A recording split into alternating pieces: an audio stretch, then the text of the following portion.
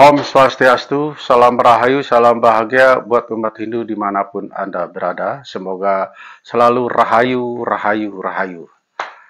Ya, pemirsa di rumah ya yang setia menonton Moksa Channel, saya ucapkan banyak terima kasih. Ya, kali ini saya akan memberikan sebuah tip ya mengenai apa rezeki dan berkelimpahan ya. Nah, ini banyak sekali saya lihat di konten-konten ya yang menjelaskan tentang dahsyatnya garam laut ya. Garam laut yang kita kenal dengan nama garam krosok ya. Jadi garam krosok ini beda dengan garam dapur ya yang agak halus dan sudah diberi zat yodium ya. Kalau ini masih murni ya, dia air galam, air laut. Jadi air laut yang sudah diproses melalui oleh petani garam ya. Jadi sehingga garam ini sangat asli ya. Nah, di sini juga dapat saya terangkan bahwa garam itu kan ada dua, yaitu garam yang halus maupun garam yang kasar ya. Garam yang halus ini biasanya garam yang sudah diproses di pabrik ya, sudah diberi yodium untuk kesehatan. Nah, sedangkan garam yang kasar ini yang masih murni biasanya ini oleh petani garam ya. Jadi air laut yang sudah semai namanya itu. Jadi dengan matahari lama-lama dia akan menjadi menggumpal seperti ini gula batu ya. Jadi seperti ini ya.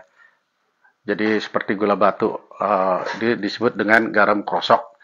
Nah, garam krosok ini juga dapat dibeli di pasar ya. Banyak juga yang jual di pasar atau di toko-toko kecil juga ada. Di online juga jual ya. Ya, garam kasar ya, dia akan keluar tuh garam krosok ya. Nah, apa manfaatnya? Nah, di sini manfaat daripada garam ini adalah tentu bukan untuk dimakan, tetapi ini untuk mandi ya. Manfaatnya ini dapat kita membangkitkan energi positif kita. Air garam ini dapat juga vibrasi negatif ya. Ya, katakanlah misalnya sering sakit kepala, orang ketempelan atau kesurupan ya, itu air garam ini bisa menetralisir ya. Nah, di samping juga air garam ini karena membuka vibrasi positif di dalam diri kita sehingga akan mendatangkan membukakan pintu-pintu rezeki buat buat kita ya, selain untuk kesehatan ya. Nah, jadi air garam tersebut caranya adalah untuk mandi, baik mandi pagi maupun mandi sore atau mandi malam ya. Ya, yang bagus ya mandi malam ya. Nah, katakanlah ambil sejumput ya. Jadi ditaruh di ember, terus digayung, diaduk-aduk ya, diaduk-aduk sehingga dia menyatu dengan air menjadi air laut lah katakanlah ya. Karena kan kita jauh dari laut. Nah, kecuali orang yang rumahnya dekat dengan laut ya. Ya mungkin setiap saat bisa mandi di laut ya, berenang dan lain sebagainya ya. Nah, tapi kalau kita rumah yang jauh dari laut ya cukup dengan memakai garam krosok yang dapat dibeli di pasar ya.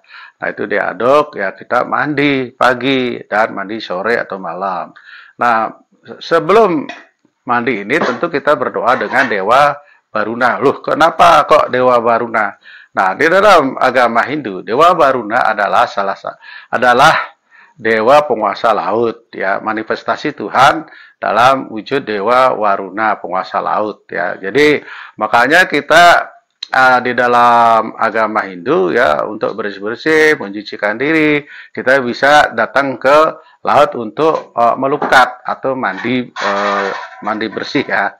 Jadi makanya sebelum perayaan Hari Raya Nyepi ya, kita biasanya melasi ke pasih, ke laut ya. Nah, di situ semua pertina ya, atribut-atribut di tempat suci di pura ya dibersihkan di laut. Kenapa di laut? Kenapa nggak di sungai? Karena air laut ini ya dia apa dapat menetralisir hal-hal yang negatif ya, hal-hal yang buruk ya. Coba aja air laut kan nggak pernah kotor ya, meskipun semua apa sungai bermuara ke laut, baik sungai yang kecil, yang sedang, yang besar, yang kotor, yang bersih, yang butek dan lain sebagainya. Tetapi kalau dia sudah nyampe di laut, semuanya akan bersih ya.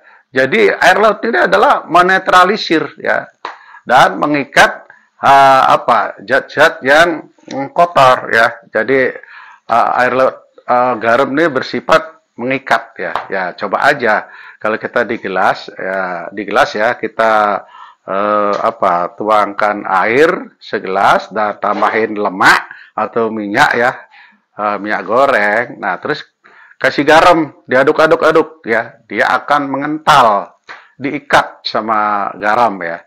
Nah makanya kita tidak boleh banyak-banyak mengkonsumsi garam, terutama yang sudah berusia lanjut ya, karena ini merusak kesehatan, tidak baik untuk kesehatan ya. Makanya kita sama dokter biasanya jangan banyak garam ya.